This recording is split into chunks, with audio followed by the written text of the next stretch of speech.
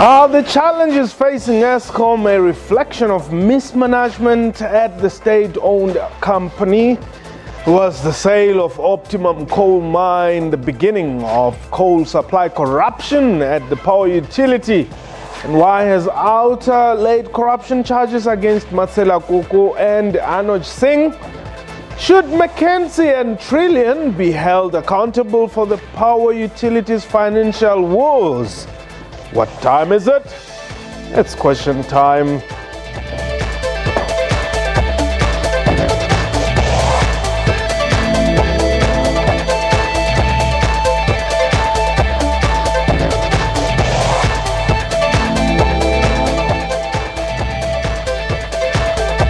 Khodzong, Rula Mraron, welcome to the show. My name is Mpho Tsedu. While the parliamentary inquiry into Eskom continues, it has been revealed that the power utility has recorded irregular expenditure amounting to 3 billion rand. Yesterday, whistleblower and former Trillian Financial Advisory CEO Mothepu spilled the beans of activities at Eskom, corrupt ones, that is. She accused McKinsey and Trillian as part of the rot at the power utility. This while Organization Undoing Tax Abuse has opened corruption charges against Eskom senior officials. At the center of the saga is corruption linked to the procurement of coal. But is Eskom an asset or a liability? We are live, and therefore you can call us and air your views. The number to dial 089-110-4210. International +2789-110-4210, or tweet us your comments. Our Twitter handle @QuestionTime24.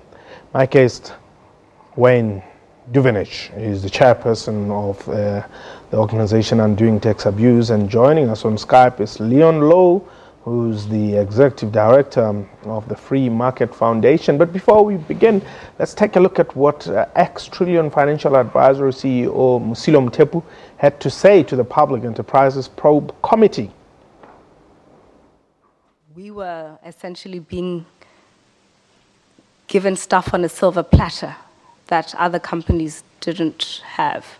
I would categorize it as an improper relationship. While we were putting together the proposals, Anuj Singh would give us information, Eskom information, so that to essentially boost our proposals. Okay. On Nenegate, I am told, but it's unconfirmed, because this whistleblower is also scared that Eric Wood and his people traded on the pre-knowledge of Nenegate, because he is a trader. He knew that that announcement was going to affect the rand. So he bought dollars in November. And when our investments in the rand was crashing, he reversed the trade and made hundreds of millions of rand. I worked on that transaction at Regiments. I didn't even know the word trillion in November 2015. So essentially, Trillian asset managers simply invoiced Transnet 93 million rand for absolutely no reason. Okay, that was the voice of ex-Trillian Financial Advisory CEO Mothepu speaking at the Public Enterprises Probe Committee. Wayne, this is depressing, man. Eskom is corrupt. Yeah, without a doubt. It suffers from poor leadership that do not want to hold those responsible for this maladministration and corruption to account. It starts right at the top, from the minister, who's not playing the role that she should be playing and asking the tough questions and taking the tough action that she should be doing. And it's a serious concern. And as a result of that, we're paying far too much for our electricity in order to cover the costs of this inefficiency and corruption that's been taking place for a long time. 3 billion rand in irregular expenditure. Just this year, yeah. I mean, that is a lot out of what the Auditor General says of 45 billion rand. That's what, 7% of the irregular expenditure from one state-owned entity. It's gross. And then this optimum coal mine sale. Yeah, look, the whole transaction smacks of corruption, and people have to be accountable for that. We go right back to ministers and DGs that are involved, and we've laid charges. And, you know, for us, it's a matter of trying to not be frustrated by the fact that the Hawks and the NPA need to do their work. We've provided them with all the information. Yeah, but they're doing nothing. Yeah, they're dragging their feet, and this is what happens when there's political interference in the processes of holding people to account. If we had those freed up, I can assure you that many people would have to face the actions, face the responsibility of the action. Now, you've got these two guys, Anoj Singh and Matsela Koko. Yeah. I mean, the other one signs off for, I mean, hundreds of millions of rands for work that has never been done. Yeah. And that is very shocking. So McKinsey themselves, Trillian, have a lot to answer for. McKinsey have indicated they will pay back that money, depending on how the courts rule. I think whether the courts rule against or with them, they will pay back that money. But it goes beyond that. What are we going to do to stop this from happening going forward? What is the role of the advisory houses and the audit houses in helping society tackle corruption in these state-owned entities? Now, do we understand the motive behind transferring Anoj Singh and Brian Molefe from Transnet to Eskom? Yeah, there was a clear agenda there. You only have to look at what happened in Transnet and see the same modus operandi applied in Eskom. We see how these state-owned entities manipulate the books, inflate their assets, borrow against those with government-backed bonds. The modus operandi and the plot in state capture has been well orchestrated, and look at Transnet, look at Sanrol's revaluation of assets, look at Eskom, look at Denel, and you see the same trend throughout. It's sick. Well, I mean, I know my viewers there are going to be calling and telling me that the Guptas have not been found guilty of any crime. Yes, they haven't, but they are being implicated in so many things, including... Well, where there's smoke, there's fire. If the government, if the institutions that's supposed to carry out the enforcement process just do their work, they will be found guilty. Of that we can assure you. The evidence is clear. We've given it to them, as of other as of other civil society organizations. We are confident that those people will serve time. Thabo, you are in Sasolburg. Hey, how are you, Ndati? Rete. Man, I just want to double check, ne? Yes. Apparently, according to the report that we got, it's like at Eskom, there are those contracts that you call them evergreen contracts. Yeah. Now, the question is, those contracts that were entered before 1994, yes, when are they going to be investigated? It seems as white monopoly capital is pushing their own agenda. And then CIDB, it does have the contractor development program, so that it can also assist those SMME to enter into the mainstream of the economy. The issue is that, what is the program of Eskom in terms of that? Well, we hear big money goes to only 4 companies that are benefiting in procurement spending of Eskom, and there's no transformation in terms of ensuring that we empower the black people in that scenario. Tell me, we really want to find out what is an agenda in terms of ensuring that we empower the black people in South Africa, because Eskom is a big spender. Thank you. But Thabo, before you go, I mean, even these SMMEs that are doing work for Eskom, they are frustrated by the companies or the big boys, if one may call it. And even Eskom management themselves, I can at least say that, because you find that Thabo Evergreen Supplies, for instance, vis-a-vis another company that has been supplying there for a while, when they have to pay you, you have to climb a mountain and back before you can even be paid. So this transformation that we're talking about, don't you think it should also, whilst I agree that indeed we need to find out what happened in the past, even the current systems of Eskom also need to be transformed? I agree with you more than 100%. That's what I'm saying to you, my friend. Look, Eskom is a big spender, and then really we can do a lot in terms of ensuring ensuring that we empower our people in South Africa, more specifically the historically marginalized individual. But what I want to find out is that what can we really do? Because it seems that these people, they don't want to transform, and they don't want to give other people a chance to get in that space of call. Thabo, thanks very much for that call. Well, let's bring Leon Low now. I think I'm made to believe that we now have Leon. Leon, just tilt a bit your camera there, so we can see. That's much better. That's much better. Thank you. Now, Leon, we're talking about this worrisome state of affairs at Eskom. What does your institution have to say about this revelations of the rot and corruption that is happening there at Eskom? Well, let's firstly understand something that's happened here. Is the government approved an energy white paper in 1998. It had in mind that Eskom should now be facing about 30% of energy supply by private competitors. That Eskom would no longer be an old apartheid-style monopoly. It would bring us in line with the rest of the world, where all leading countries have energy competition and markets. And in that case, it would have made no difference what Eskom does, because if it was inefficient and incompetent, it would lose to competitors. That is the government's own policy. That was repeated in the National Development Plan. So the question to the government is not so much why is Eskom incompetent or corrupt, but why has the government not implemented its own energy policy, which means that by now Eskom should be unbundled into a network operator, that's the grid and the power lines, a generating company, and maybe a few generating companies, one for hydro, one for coal, one for gas, one for uranium, one for renewables, and so on. So that's the first problem. If you can get South Africa to have a property, implement its own energy policy, going back nearly 10 years, then we would not have had this problem, or the problem would not be as big. I also need to point out that it has nothing to do with empowerment or transformation. That is a red herring.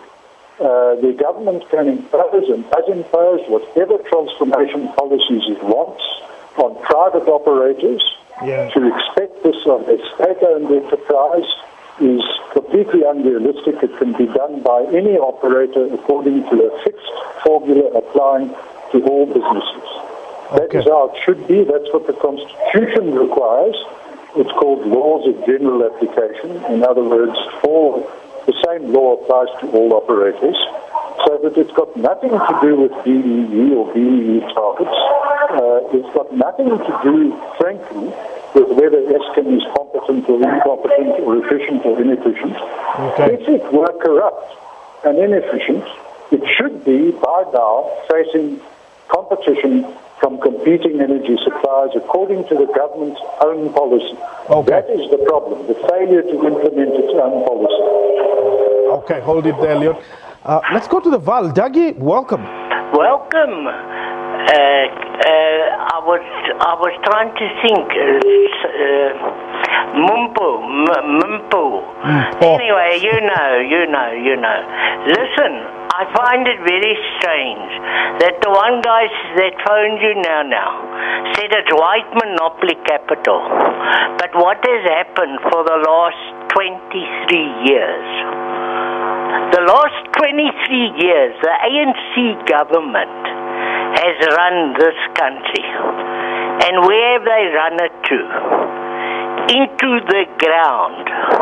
If you look at most of the things that the ANC, when they became a government of the country, they want to now start using slogans and rhetoric and what have you, because they haven't done their jobs. And Jacob Zuma, they can laugh so lekker and everybody laughs with him. I mean, I watched Parliament today with that development, that Sasa woman, that Dalemi, what's her name? Batabile. Yeah. She also, the questions they asked. Did you say Dalemi instead of Zamini? Yeah, Okay. she doesn't ask.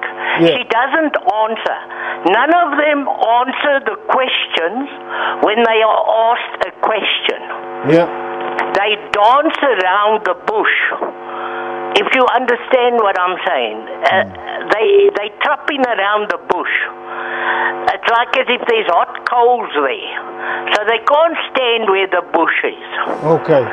And if you look at the country, for the last 24, 25 years, the country has only grown in total, not even grown, it's actually gone down. Okay. And it's only maintained 1% of the total of the whole country. Dougie.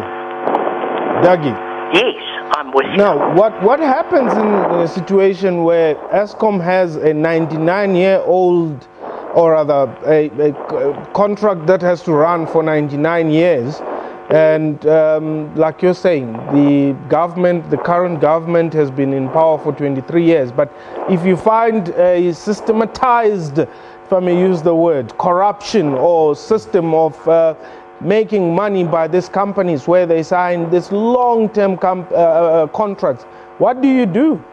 Well, the first thing that the government should have done, because it was a new government that had come into being or into power, it should have said anything previous to 1994 we don't accept.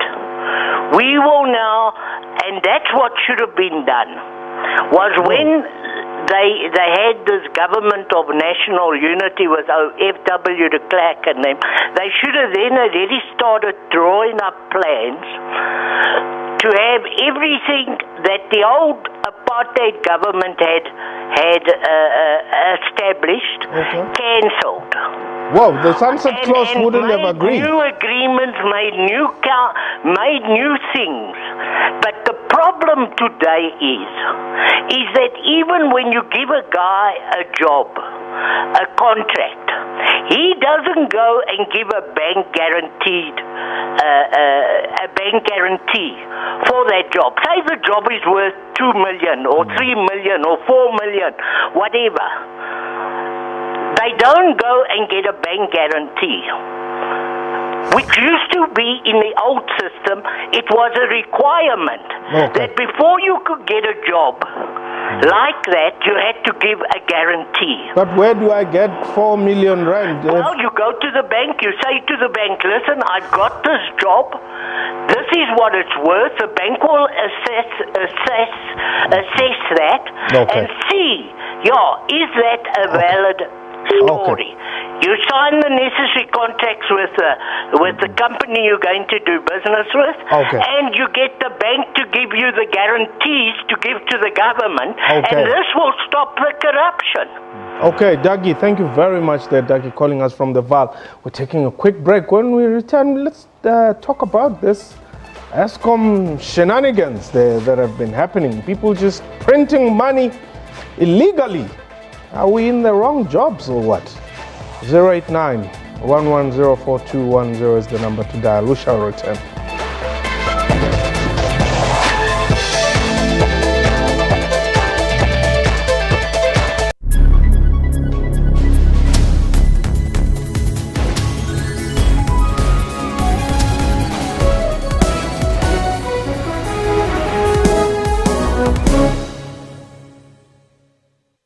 He'll have his regular. I'll have a new flying fish chill, please.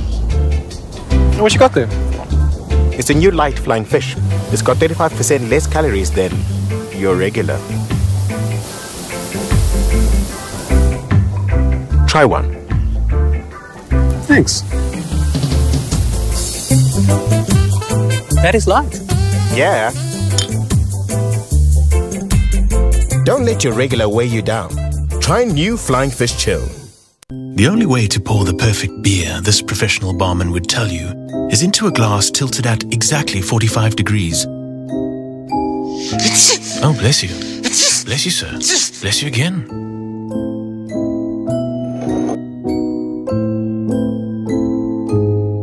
Well, we'd say the perfect way to pour a beer is at this angle, straight into your mouth.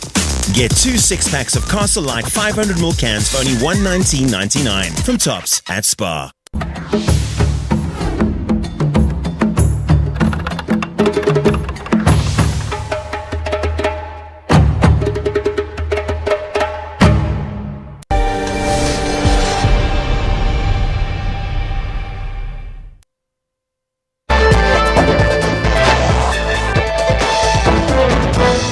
Welcome back. You're still watching Question Time. Wayne Duvenage is from Outer, and of course, joining us on Skype is Leon Lowe, who's the Executive Director of the Free Market Foundation. But on the line, we've got Tebogo. Tebogo, welcome.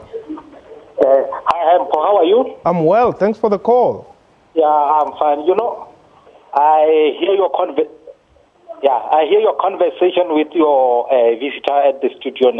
My concern started from the top. I think corruption in South Africa started whereby our government, ANC, it started with our president. You know, our president has got so many stories that surrounded him. They talk about corruption, they talk about Uganda, they talk about everything. So if the head is rotten, then those people that are reporting to the president or that they follow him as an example. So it's difficult for each and everything. Whether you say they are state-owned companies or they are the department, everything in South Africa, there is a lot of corruption. So you don't know where to start. So there are so many stories concerning but nothing is taken serious. People who we think as South Africans, they are working. They are the ones that are chased away, like Platin Zimandesta. But the real culprit, they are not chased away.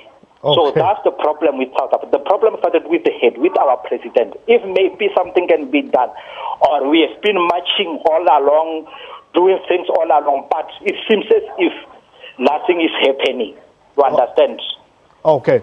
Thanks very much, Tebogo. Let me go to Leon. Leon, what should happen to Matsela Koko and the Singh guy?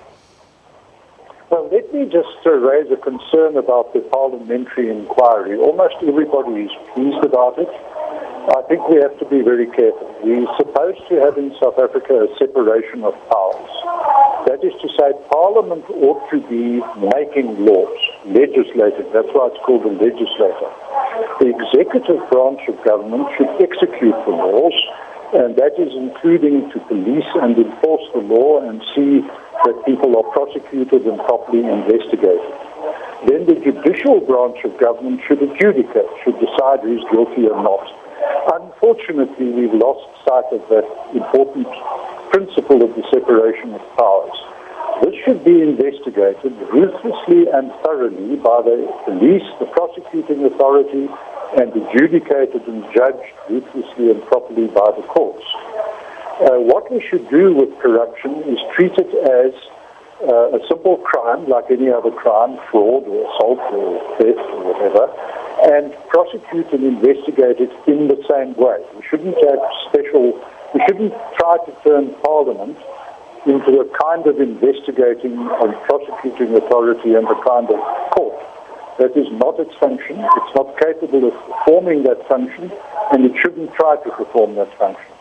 The other thing about corruption to understand is that corruption doesn't occur usually because people are bad. It occurs because the system is bad, because there aren't proper checks and balances. One of them I've mentioned already is competition.